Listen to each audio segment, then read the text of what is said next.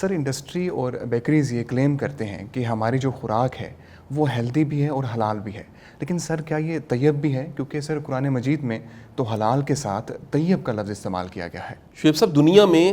آج دوبارہ بات ہونی شروع ہوئی ہے آرگینک فوڈز کی، آرگینک چیزوں کی۔ آرگینک جو چیزیں اس کی کنڈیشن ہے کہ وہ زمین جس پہ کچھ فصل بوئی گئی ہے اور ہم کہنے لگے ہیں کہ یہ آرگینک ہے، یہ آرگینک سبزیاں ہیں، یہ آرگینک گندم ہے، یا یہ آرگینک شہد ہے، کچھ بھی ہے۔ آرگینک کی کنڈیشن یہ ہے کہ اس زمین کو 5 سال تک کسی کیمیکل نے چھوا نہ ہو، وہاں پر کسی قسم کا کیمیکل سپرے نہ کیا گیا ہو، یعنی زمین اپنی اصل حالت سے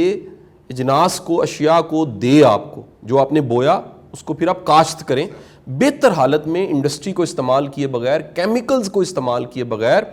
آپ بہتر شکل میں چیزوں کو دیں تو وہ آرگینک کلیم ہوتی ہیں۔ اچھا، اب ہوتا یہ ہے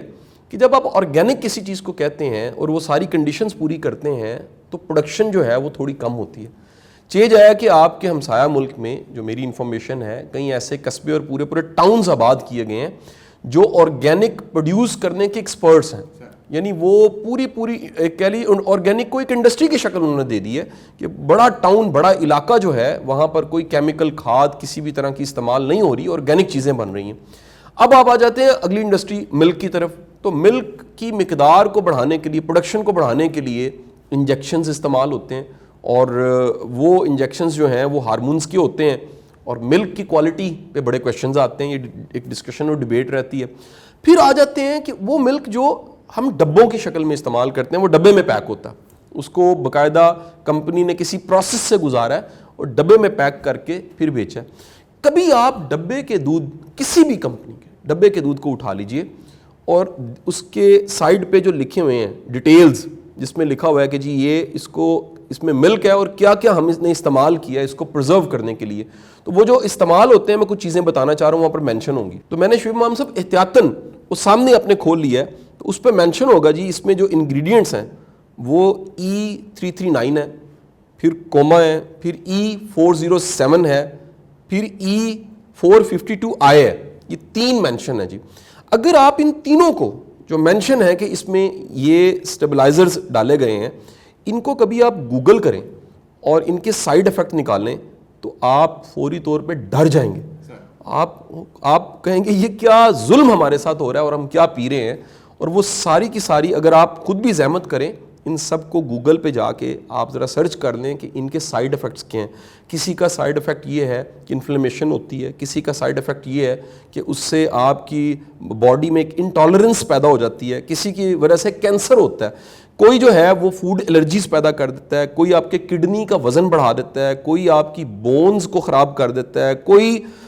کہہ لیجئے اس کا بڑا نقصان ہیپاٹائٹس کی شکل میں کل کو آتا ہے۔ اب یہاں پر ایک چیز سمجھنی پڑے گی آپ کو کہ کوئی بھی چیز، ایسی چیز جو پرزرویٹو کے طور پہ ڈالی گئی ہے یا اسٹیبلائزر کے طور پہ ڈالی گئی ہے یا اسے کیمیکلی پرزرو کرنے کے لیے کہ ہم کسی طرح اس کو سیو کر کے تادیر ڈبے میں رکھ سکیں، ڈالی گئی ہے،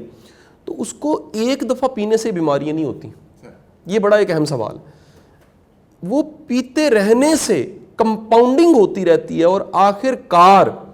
یعنی کینسر کوئی ایسی چیز نہیں ہے کہ آپ کو ایک چھری لگی ہے تو کینسر ہو گیا، یا آپ نے ایک کیمیکل کا سپ لیا تو اسی وقت آپ کو کینسر ہو گیا، یا یہ سنڈرومز ہو گئے سارے۔ یہ آپ لگاتار وہ لیتے رہتے ہیں تو اس کے بعد آپ کی باڈی میں وہ ٹینڈنسی پیدا ہوتی ہے اور یہ بیماریاں ساری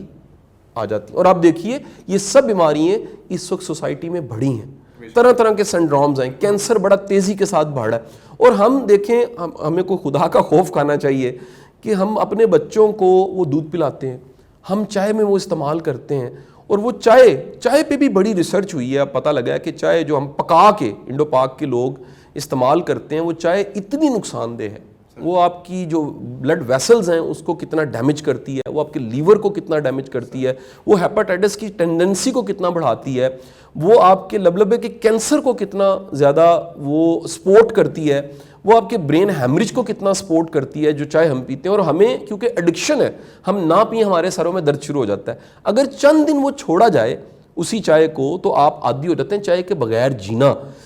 کل کی بات ہے، ہمارے بڑے بوڑھے بتاتے ہیں کہ چائے لگانے کے لیے ایک پوری کی پوری کوشش کی گئی، یعنی مفت چائے ملتی تھی گلیوں بازاروں میں ایسے ٹین ڈبے رکھے جاتے تھے, ایسے پتیلے رکھے جاتے تھے, ایسے کنستر رکھے جاتے تھے کہ لوگ مفت چائے پئیں عادی بنانے کے لیے. آج چائے ہماری زندگی کا حصہ بن چکی ہے. ناشتے میں ہم چائے لیتے ہیں, دن کے 8-8 7-7 کپ پیتے ہیں چائے. اللہ کے بندو, جب اپنی جانوں پہ ظلم کرو گے تو بعد میں پھر ہر گھر میں دوائیاں کیوں نہیں دکھیں گی؟ پھر آپ سمجھ رہے ہیں کہ ہاسپٹل سلوشن ہے, آپ سمجھ رہے ہیں کہ صرف میڈیکل سینٹرز, پولی کلینک اور ہسپتال بن جائیں یہ سلوشن ہے, جبکہ سلوشن جو پڑا ہے وہ خوراک میں پڑا ہے. تو خوراک کی جو بہتر حالت ہے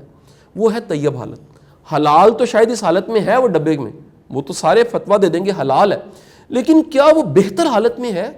کیا وہ صحت پیدا کر رہی ہے یا بیماری پیدا کر رہی ہے؟ کیونکہ آہستہ آہستہ استعمال کرتے کمپاؤنڈنگ ہوتی ہے اور وہ بیماری کی طرف انسان چلا جاتا ہے, تو یہ اس کی طیب حالت نہیں ہے. طیب حالت کا مطلب یہ ہے کہ وہ اپنی بہترین شکل میں ہو, اس شکل میں جس سے وہ صحت دے سکے, اس شکل میں جس سے فائدہ ہو سکے, اس شکل میں جس سے نفع ہو سکے. تو آپ دیکھیے ہماری بڑی تیزی کے ساتھ ساری انڈسٹری اور بیکری آئٹمز ہم جو استعمال کر رہے ہیں اس میں پرزرویٹیوز اور سٹیبلائزرز اور ان کو تادیر محفوظ رکھنے کے لیے ایسی چیزیں استعمال ہوتی ہیں, اور ہم استعمال کرتے ہیں, ہمیں خبر ہی نہیں ہے کہ ہم صحت کی بجائے ہم بیماری اپنے ساتھ جوڑے ہیں, اور وہ فوری نہیں لگتی. لیکن جب لگتی ہے تو بندہ شاید کہتا ہے یہ کل میں ٹھیک تھا آج بیمار ہو گیا. اسے پتہ نہیں ہوتا کہ 25-30 سال جو اپنے آپ پہ آپ نے ظلم کیا. جیسے سگریٹ ایک پینے سے ہارٹ اٹیک نہیں ہوتا, لیکن پیتا رہنے سے, اگر آپ سگریٹ پیتے رہتے ہیں تو آپ میں وہ ٹینڈنسی پیدا ہو جاتی ہے جس سے ہارٹ اٹیک ہو سکتا ہے. تو یہ ایک کہہ لیجیے حلال اور طیب کا کانسیپٹ اس میں ہماری ڈسکشن میں آ جاتا ہے.